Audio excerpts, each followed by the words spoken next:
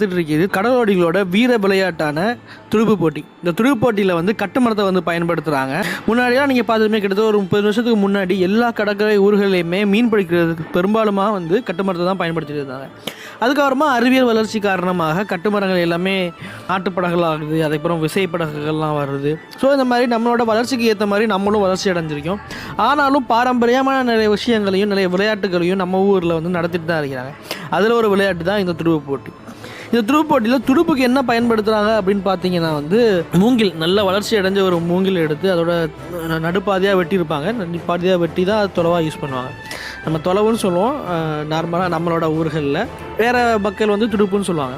So இந்த தொலைவை வந்து எல்லா போட்லேயுமே நீங்கள் பார்க்கலாம். நீங்கள் இப்போ வந்தாலுமே எல்லா போட்லேயுமே வந்து நீங்கள் தொலைவை பார்க்கலாம். இந்த கட்டுமரங்கள் எல்லாமே ஒரு ஸ்பெசிஃபிக்கான மரத்தில் தான் வந்து செய்கிறாங்க. இதெல்லாம் மலைப்பகுதிகளில் கிடைக்கக்கூடிய ஒரு சில ஸ்பெசிஃபிக் மரங்களை வச்சு மட்டுமே இந்த கட்டுமரங்கள் செய்யப்படுது. போட்டியோட விதிமுறை என்ன அப்படின்னா, கரையில் இருந்து துடுப்பு போட்டு கடலுக்குள்ளே போய்